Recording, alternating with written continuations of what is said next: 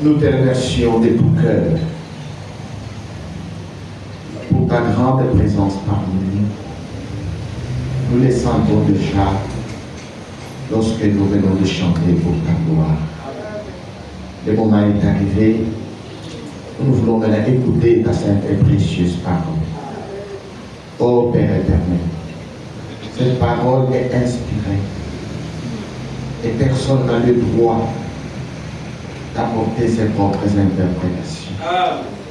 Il est écrit, ils seront tous enseignés de Dieu. Envoie l'onction, car c'est l'onction qui enseigne. Nous nous recommandons à ta grâce et nous croyons que tu nous béniras à l'écoute de ta parole. Et nous le demandons avec foi au nom de Jésus-Christ. Amen. Nous lirons dans les Saintes Écritures, dans les livres de Paul aux Corinthiens, chapitre 1. Premier épître de Paul aux Corinthiens, chapitre 11.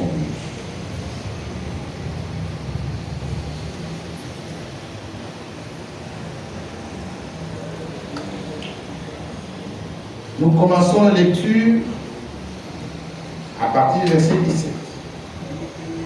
En donnant cet avertissement, c'est que je ne loue point, c'est que vous vous rassemblez, non pour devenir meilleur, mais pour devenir pire. Asseyez-vous s'il vous plaît, nous continuons la lecture. Et d'abord, j'apprends que lorsque vous vous réunissez en assemblée, il y a parmi vous des divisions. Et je le crois en partie. Car il faut qu'il y ait aussi des sectes parmi vous, afin que ceux qui sont approuvés soient reconnus comme tels au milieu de vous. Lors donc que vous vous réunissez, ce n'est pas pour manger le repas du Seigneur. Car quand on se met à table, chacun commence par prendre son propre repas. Et l'un a faim tandis que l'autre est libre. N'avez-vous pas de maison pour y manger et boire? Ou méprisez-vous l'église de Dieu? Et faites-vous honte à ceux qui n'ont rien? Que vous dirai-je? Vous louerai-je? En cela, je ne vous loue pas. Car j'ai reçu du Seigneur ce que je vous ai enseigné. C'est que le Seigneur Jésus, dans la nuit, il fut livré, prit du pain. Et après avoir rendu grâce, les rompit et dit: ceci est mon corps qui est rompu pour vous. Faites ceci à mémoire de moi. Et même après avoir soupé, il prit la coupe et dit: cette coupe est la nouvelle alliance à mon sang. Faites ceci à mémoire de moi toutes les fois que vous en boirez. Car toutes les fois que vous mangez ce pain et vous buvez cette coupe, vous annoncez la mort du Seigneur jusqu'à ce qu'il vienne. C'est pourquoi celui qui mangera le pain ou boira la coupe du Seigneur indignement sera coupable avec les corps et les sangs du Seigneur. Et chacun donc c'est pour soi-même, et qu'ainsi mange du pain et boive de la coupe. Car celui qui mange et boit sans discerner les corps du Seigneur mange et boit un jugement contre lui-même. C'est pour cela qu'il y a parmi vous beaucoup d'infirmes et des malades et qu'un grand nombre sont morts. Si nous nous jugeons nous-mêmes, nous ne serions pas jugés. Et quand nous sommes jugés, nous sommes châtiés par le Seigneur, afin que nous ne soyons pas condamnés à l'éternel. Ainsi, mes frères, lorsque vous vous réunissez pour le repas, attendez-vous les uns les autres. Amen. Si quelqu'un a faim, il mange chez lui. Amen. Faites que vous vous réunissiez. Que vous ne vous réunissiez pas pour attirer un jugement sur vous. Je réglerai les autres choses quand je serai arrivé. Amen. Que Dieu ajoute la bénédiction à la lecture de sa parole. Amen. Nous parlons sur la manière de célébrer le repas du Seigneur.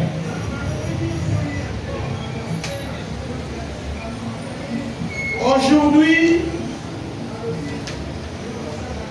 dans le christianisme, beaucoup célèbrent la Sainte Seine. Parfois, les autres prennent cela le matin. Les autres prennent cela avec le pain de la boulangerie et avec du jus. C'est parce que aujourd'hui nous assistons à l'apostasie, c'est-à-dire au rejet de la parole de Dieu. Nous remercions le Seigneur qui nous a envoyé un prophète messager et qui nous a ramenés à la foi de père apostolique. Amen. Et dans l'église primitive, les apôtres étaient correctement enseignés sur la manière de célébrer le repas du Seigneur. C'est pourquoi nous voyons ici les déclarations de l'apôtre Paul qui montrent comment on célèbre le repas du Seigneur. Il écrit, il dit, le Seigneur Jésus, dans la nuit où il fut livré, il prit du pain. C'était un pain particulier, un pain préparé pour le repas de Pâques. Amen. Et le repas de Pâques se prenait avec le pain sans levain. Et le pain représente le corps du Seigneur, l'Église du Seigneur Jésus-Christ. Jésus-Christ lui-même se présente comme étant le pain de vie. Il se présente comme étant le grain de blé. Et le corps du Seigneur Jésus-Christ est constitué de plusieurs membres. C'est son Église. L'Église du Seigneur est constituée de plusieurs membres. Des hommes et des femmes rachetés qui ont fait l'expérience de la nouvelle naissance et du baptême du Saint-Esprit. On dit, nous qui sommes plusieurs, nous formons un seul corps. Parce que nous participons à un seul pain. Et c'est très important de comprendre ce que représente le pain que nous prenons lors de la Sainte Seine. Le pain de la Sainte Seine représente le grand mystère du corps de Christ. Et nous avons montré que pour avoir du pain, nous avons au départ le grain de blé qui viennent des différentes plantes. Et ces grains de blé sont moulus. Et que chacun renonce à sa vie propre pour être rassemblé en un tout. C'est-à-dire pour former une unité. Donc dans le pain de la Sainte Seine, nous voyons l'unité de l'Église de Jésus-Christ, du corps de Jésus-Christ. Et pour arriver à cette unité, chacun doit renoncer à sa vie propre. Amen. Et quand nous lisons dans les Saintes Écritures, Jésus disait à ceux qui voulaient les suivre, à qui voulaient être ses disciples. Il dit, vous devez renoncer à vous-même. Et vous devez vous charger de la croix. Amen. Et les suivre. Renoncer. Nous devons renoncer. Amen. Amen. Colossiens chapitre 2. Nous lisons à partir de verset 5. Faites donc mourir les membres qui sont sur la terre. L'impudicité, l'impureté, les passions, les mauvais désirs et la cupidité qui est inodore. C'est à cause de ces choses que la colère de Dieu vient sur le Fils de la rébellion. Parmi lesquels vous marchiez autrefois, lorsque vous viviez dans ces péchés. Maintenant, renoncez à toutes ces choses. Amen. Alléluia. Amen. Pour appartenir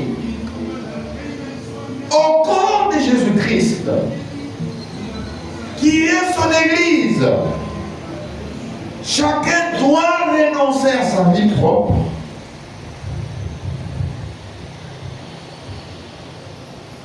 Vous avez eu une vie privée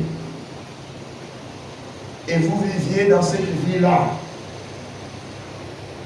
Vous commettiez l'impudicité, l'impureté, les passions, les mauvais désirs, la cupidité.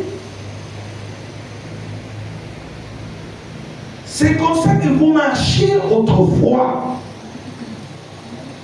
Lorsque vous viviez dans ces choses, c'était votre vie. Vous disiez, j'ai fait ma vie, je vis. Mais maintenant, renoncez à ces choses. Renoncez à l'impudicité. Renoncez à l'impureté. Renoncez aux passions. Renoncez aux mauvais désirs. Renoncez à la cupidité, qui est une idolâtrie. Renoncez au verset 8 à la colère, à l'animosité, à la méchanceté, à la calomnie, aux paroles déshonnêtes qui pourraient sortir de votre bouche. Ne mentez pas les uns aux autres. Vous êtes pas dépouillés du vieil homme et de ses œuvres, ayant revêtu l'homme nouveau qui se renouvelle dans la connaissance. Oui. Selon l'image de celui qui l'a créé. Il n'y a ici ni grec, ni juif, ni circoncis, ni incirconcis, ni barbare, ni scythe, ni esclave, ni libre. Mais Christ est tout et en tous. Amen. Ainsi donc, comme des élus de Dieu, sœurs bien-aimés, revêtez-vous d'entrain de miséricorde, de bonté, d'humilité, de douceur, de patience. Supportez-vous les uns les autres. Et s'il est un sujet de se plaindre de l'autre, pardonnez-vous réciproquement. De même que Christ vous a pardonné, pardonnez-vous aussi. Mais par-dessus toutes ces choses, revêtez-vous de la charité, qui est les liens de la perfection. Amen. Et que la paix de Christ, à laquelle vous avez été appelés pour former un seul corps, règne dans vos cœurs et soyez reconnaissants. Amen. Le nom de Jésus-Christ soit glorifié. Le grain de blé sont moulus. Chacun renonce à sa vie propre et accepte les mélanges et accepte les rassemblements pour former une unité, un tout. Voilà le mystère du corps de Jésus-Christ.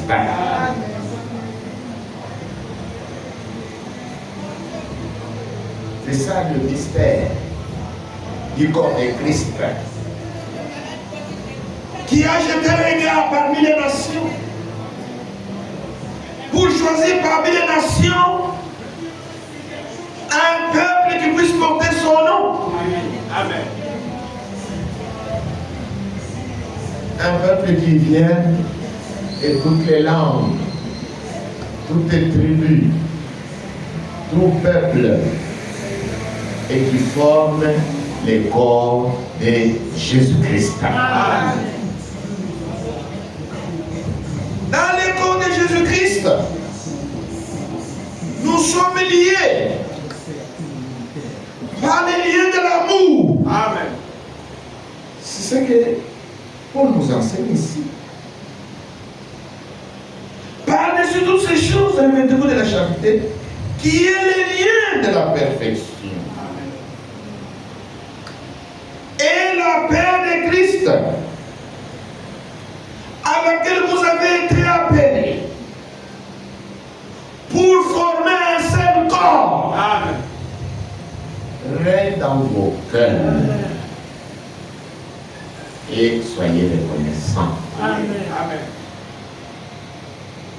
Voilà le grand mystère. C'est un grand mystère du corps de Christ, constitué de plusieurs membres.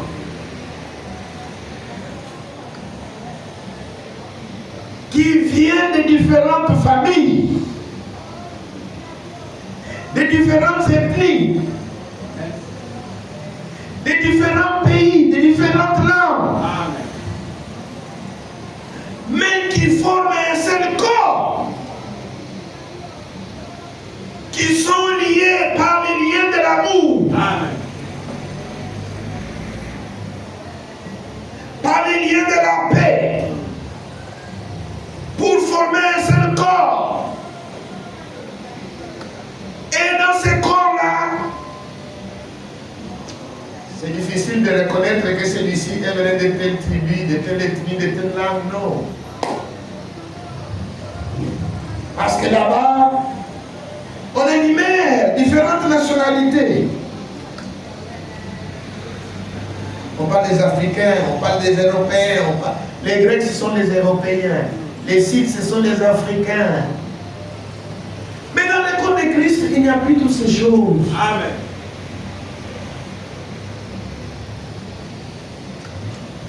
Dieu nous appelle.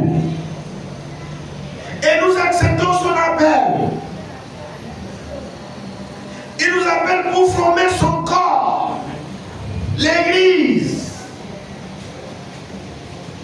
Chacun renonce à sa vie propre. Il accepte les rassemblements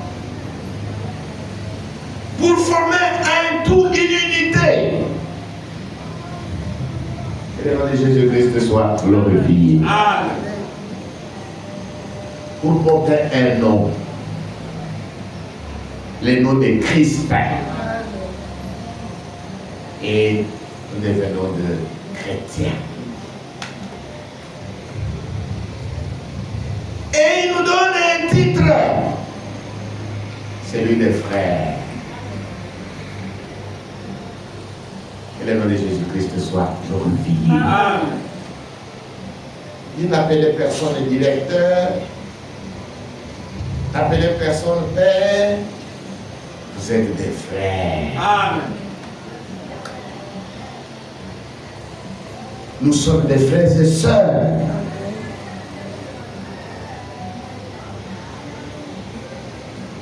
Et notre identité, nous sommes des chrétiens. Amen. Est-ce que nous sommes ensemble? Amen. Mais aujourd'hui, il y a des communautés chrétiennes où vous trouvez les membres d'une seule ethnie. C'est déjà faux. C'est déjà faux. L'église du Seigneur est formée des hommes et des femmes qui viennent de toute langue, toutes les tribus, Oui. toute ethnie, de toute race. Et ils forment un seul corps. Amen. Une unité. Ils sont liés par les chaînes de l'amour. C'est pourquoi nous devons être unis. L'amour fraternel, c'est cela les liens qui doit nous lier. Il est vrai que nous pouvons parler différentes langues. Mais ce qui nous unit davantage, c'est le sang de Jésus-Christ. Amen. Est-ce que nous sommes ensemble? Amen. Renoncer à toutes ces choses. Renoncer à sa vie propre. Moi, je suis de telle ethnie. On ne s'entend pas avec les gens des autres de telle ethnie. Moi, je suis ceci. Non, non, non, non, non.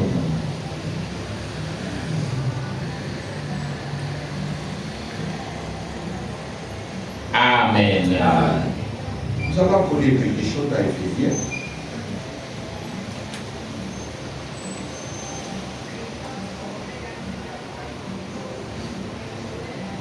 Éphésiens chapitre 4, verset 17. Voici donc ce que je dis.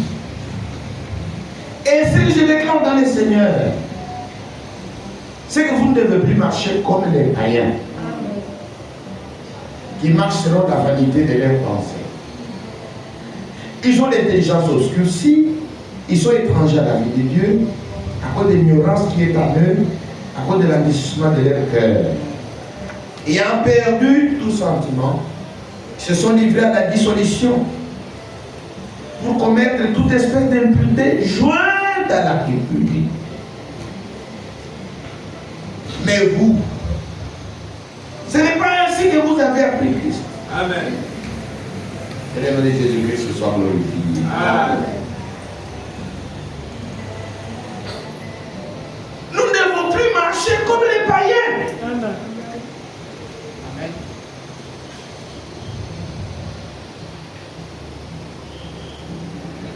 Nous sommes appelés des chrétiens. Nous formons les corps de Christ. Et ici, Paul dit, ce qu'il dit, si c'est ainsi, dit le Seigneur. C'est que nous ne devons plus marcher comme les païens. Que font les païens? Les païens se livrent à la dissolution pour commettre toute espèce d'impureté jointe à la cupidité. Mais vous, ce n'est pas ainsi que vous avez appris Christ. Si du moins vous l'avez entendu, c'est conformément à la vérité qui est en Jésus, c'est en lui que vous avez été instruits à vous dépouiller. Il égale à votre vie passée du vieil homme qui se corrompt par les convoitises trompeuses, être renouvelé à l'esprit de votre intelligence et à revêtir l'homme nouveau, créé selon Dieu, dans une justice et une sainteté, que produit la vérité. C'est pourquoi renoncez au mensonge. Amen. Et que chacun de vous parle selon la vérité à son prochain. Car nous sommes membres les uns des autres. Alléluia. Amen. Nous sommes membres les uns des autres. Si vous vous mettez en colère, ne péchez point. Amen. Amen. Et le soleil ne se couche pas sur votre colère. Amen. Et ne donnez pas accès au diable. Que celui qui doit rober ne dérobe plus. Mais plutôt qu'il travaille en faisant de ses mains ce qui est bien, pour avoir des droits donnés à celui qui est dans les besoins. Il ne sort de votre bouche aucune parole mauvaise. Mais s'il y a lieu quelques bonnes paroles qui servent à l'édification et communiquent une grâce à ceux qui l'entendent. N'attristez pas le Saint-Esprit de Dieu, par lequel vous avez été scellés pour les jours de la rédemption.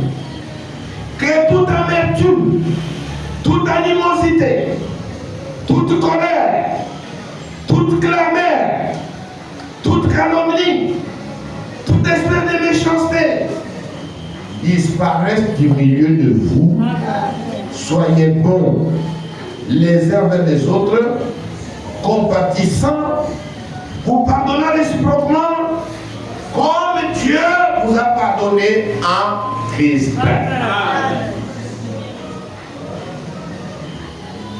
Renoncez à toutes ces choses.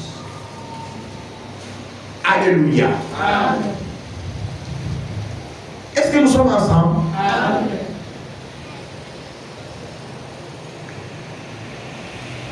Le Père représente le grand mystère du corps de Christ. Comme les grains de blé sont moulus et que chacun renonce à sa vie propre pour être rassemblé en elle. Si vous n'acceptez pas de renoncer à votre vie propre, vous ne pouvez pas appartenir à l'église de Jésus-Christ. Amen. C'est très très important. Aujourd'hui, quand vous allez sur la route, vous verrez ceux qui ne veulent pas renoncer à leur vie propre, même pas à leur accoutrement. Vous ne pouvez pas lui faire la remarque. Il y a une grande vedette chrétienne en Tanzanie. En Tanzanie, ils chantent les langues, les Swahili. Alors beaucoup de chrétiens qui parlent de Swahili aiment beaucoup les musiciens chrétiens de la Tanzanie. Alors un jour, un commerçant parlant Swahili était en Tanzanie et sur son chemin il a croisé une chrétienne qu'il a toujours écouté, et ces frères-là aimaient beaucoup les cantiques de cette sœur-là. Maintenant, combien il était content de croiser cette dame-là en chair et en os en Tanzanie. Mais les frères étaient tellement déçus parce que cette dame était mal habillée, très mal habillée. Et les frères ont quand même le courage de lui dire bonjour et de se présenter et de dire que vraiment il apprécie les dons que Dieu lui a donnés. Et cette musicienne était très contente. Maintenant, quand le frère a commencé à dire, moi je pense que tu es une servante du Seigneur, mais je suis quelque peu déçu par ton accoutrement. cette dame a dit, arrête. Si tu veux que j'appelle la police, continue. Tu n'as pas le droit de me faire la remarque, c'est ma manière de m'habiller. Vous voyez. Et il y a beaucoup de gens qui se disent chrétiennes, qui ne veulent pas renoncer à toutes ces choses.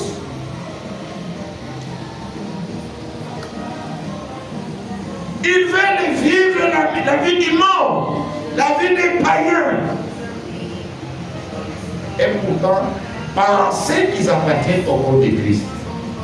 Pour appartenir au corps de Christ, il faut d'abord renoncer à sa vie propre. Que le nom de Jésus-Christ soit glorifié. Vous devez renoncer. Voilà le mystère du corps de Christ. C'est-à-dire le chrétien et les chrétiennes du monde entier appartiennent au même corps. C'est le corps de notre Seigneur Jésus-Christ.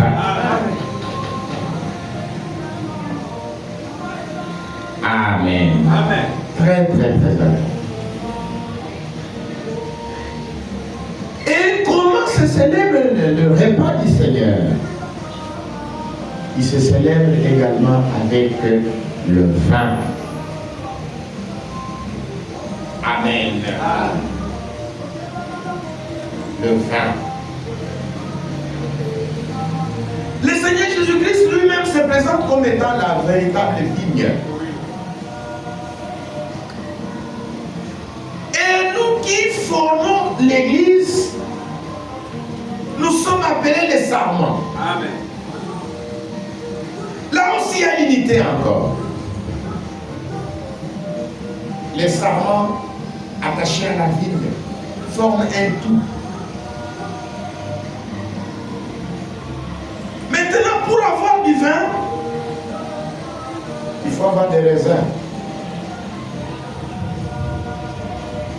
Et les raisins, lorsqu'ils sont pressés, vous obtenez le jus. Amen. Mais les jus contiennent beaucoup d'impuretés. Maintenant, pour avoir du vin, les jus doivent passer par le processus de purification et de fermentation. Amen. Pour enlever toutes les impuretés. Et pour obtenir le vin. Le vin est pur. Il est différent du jus de raisin. Nous ne prenons pas les jus parce que les jus contiennent des impuretés. C'est pourquoi les jus, il faut les garder au frais. Si le jus n'est pas gardé au frais, il se gaspille. C'est pourquoi les jus ont toujours des dates de péremption. Mais c'est différent avec le vin. Le vin pur n'a pas de date de péremption. Amen. Amen. Plus il dure, plus il devient bon. Amen. Plus les années passent, plus il devient bon. Pourquoi? Le Seigneur Jésus-Christ a représenté son sang par le vin. Parce que le sang de Jésus-Christ fut versé pour le moment il y a 2000 ans. Plus les années passent, plus le sang de Jésus-Christ devient fort. Amen. Plus il a le pouvoir de purifier chaque pécheur. Amen. Oui, bien-aimés frères et sœurs, Les péchés tels qu'ils se présentent aujourd'hui, on ne pouvait plus avoir même des chrétiens. Mais c'est dans cet âge Amen. Alléluia. que Jésus-Christ fera sortir du milieu du monde un troupe des vainqueurs. Amen. Amen. Et dans les livres d'Apocalypse, il est écrit, ils l'ont vaincu. Amen. À cause de la parole et du sang de l'agneau. Amen. Amen. Et le nom de Jésus-Christ soit glorifié. Oui. Le sang de Jésus-Christ, pour ceux qui investissent leur foi dans le pouvoir purificateur du sang, ce sang a le pouvoir de purifier profondément l'être de racheté. Amen. De vous purifier, de vous laver, de laver votre conscience, de laver votre cœur, de laver votre esprit, de vous purifier complètement. Le nom de Jésus-Christ soit glorifié. Amen. C'est ce que la Bible dit dans le chapitre 9.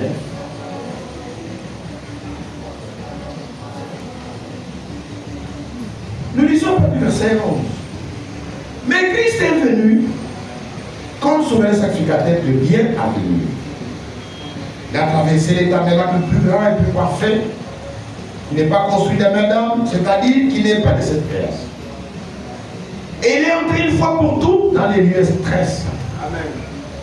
Non avec les sangs de bouc et de veau, mais avec son propre sang, Amen. ayant obtenu une rédemption éternelle. Amen. Au verset 13.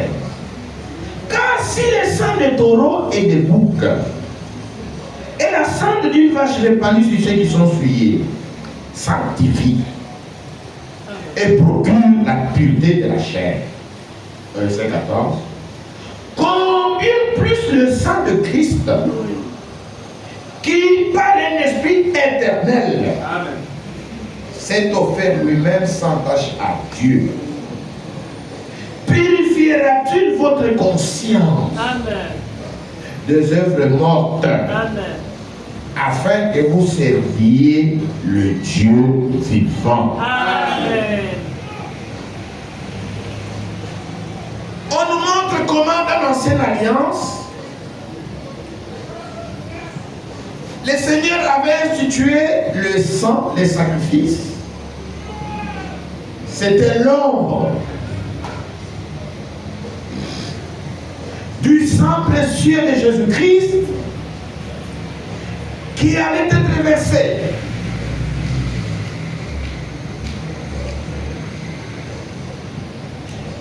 Et le sang des taureaux et le sang étaient répandus. Si les adorateurs dans l'ancienne alliance, cela procurait la pureté de leur chair.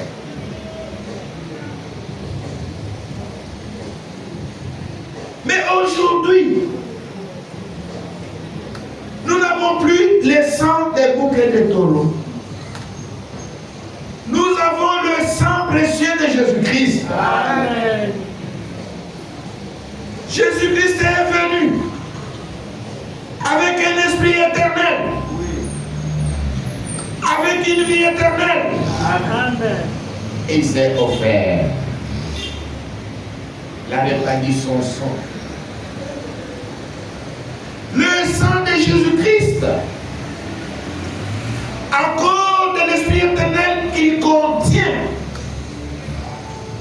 est capable de vous purifier. Amen. Beaucoup plus profondément. Amen. Pour que vous puissiez servir le Dieu vivant et vrai. Amen. C'est pourquoi, lors de la Sainte Seine, nous avons une représentation. Quelle est cette représentation? Nous avons la représentation que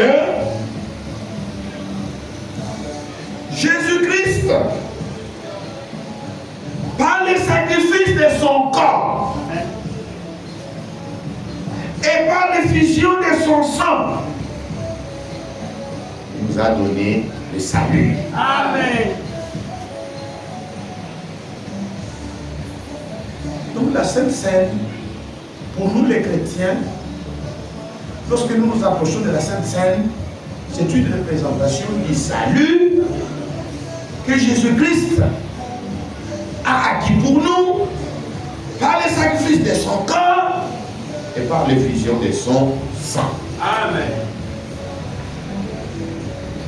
Son corps a été livré en sacrifice. Son sang a été répandu. Par le sacrifice de son corps et par l'effusion de son sang, nous avons reçu le salut éternel. Amen. Maintenant, celui qui participe à la Sainte Seine, qui prend le pain, qui boit la coupe qui représente le sang de Jésus versé à la croix. Cet homme ou cette femme, il confesse qu'il croit Amen. au salut. Amen. Amen. Les choses de Dieu, nous les recevons par la foi. Amen. Amen. Tout est possible à celui qui croit. Amen. Amen. Amen. Donc celui qui participe à la scène confesse qu'il croit au salut. Amen. Il croit qu'il a reçu le pardon de ses péchés. Amen. Et ça, c'est très important. 2 Corinthiens, chapitre 1, verset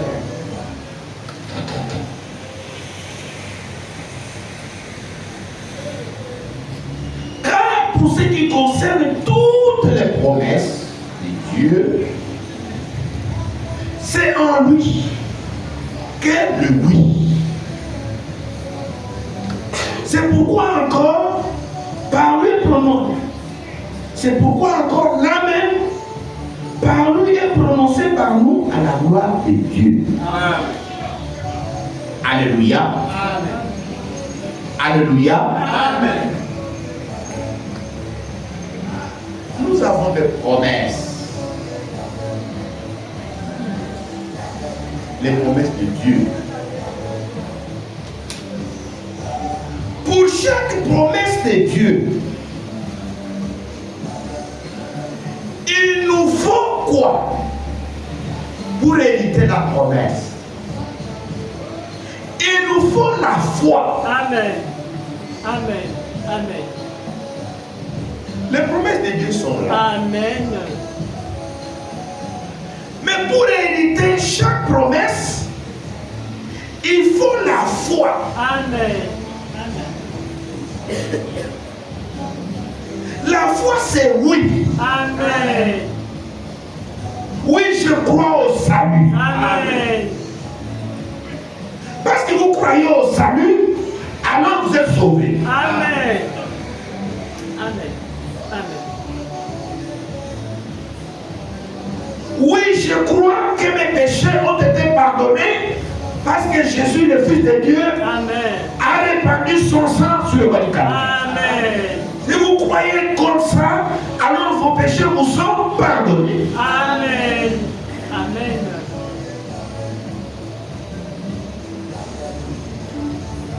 Nous devons croire dans l'amour de Dieu. Amen. Vous devez croire que Dieu vous aime. Amen. Vous devez croire que vous êtes aimé de Dieu. Amen. C'est la chose importante. Amen. Vous devez croire que vous êtes aimé de Dieu Amen. et que vous êtes un élu. Amen. Si vous croyez comme ça, vous êtes un élu. Amen. Si vous croyez dans son amour, vous êtes aimé de Dieu.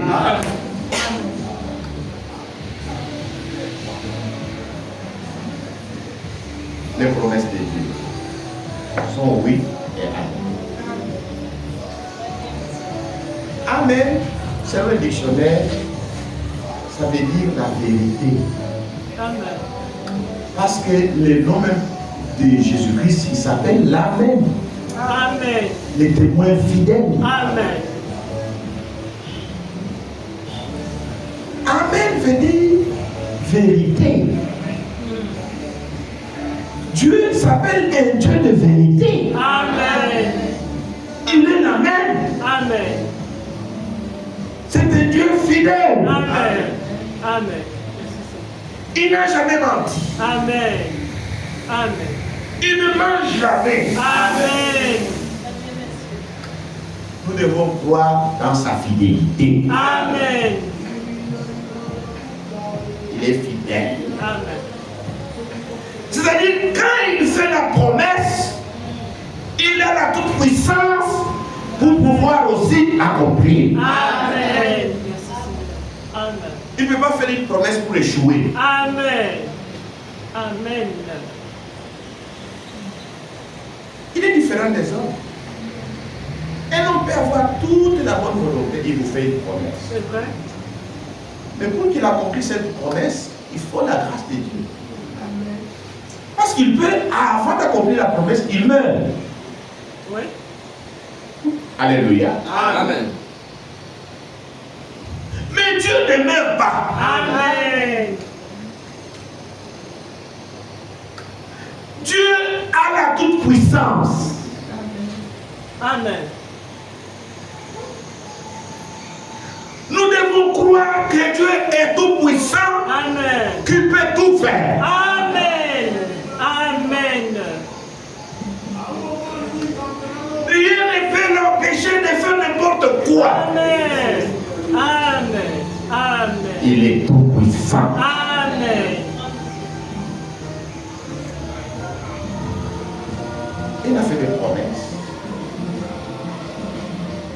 Il a fait la promesse. Il a été meurtri. Il a été blessé. Il a donné une promesse. Par ses maîtrisures, Amen. nous sommes guéris. Amen. Amen. Amen. Cette promesse est vraie. Amen. Nous devons l'accepter seulement. Amen. Il ne faut pas dire je ne sais pas si je suis guéri. Je ne sais pas si je serai guéri. Non! Tu es guéri. Amen. Amen. Parce qu'il y a une promesse. Amen. Les promesses de Dieu sont oui Amen. et amen. Amen. Parce que notre Dieu est un Dieu de vérité. Amen. Amen.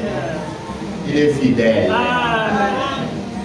Il ne ment point. Amen. Il ne joue jamais. Amen. Voilà pourquoi nous allons célébrer la Sainte Seine. Amen. Parce que nous croyons au salut. Amen. Nous croyons que Jésus a offert son corps en sacrifice. Amen. Il a répandu son sang. Nous croyons qu'il nous a sauvés. Nous croyons que nos péchés ont été pardonnés. Amen. Maintenant, celui qui ne participera pas, lui aussi confesse qu'il ne croit pas au salut, ses péchés ne sont pas pardonnés. Et ça, c'est très grave.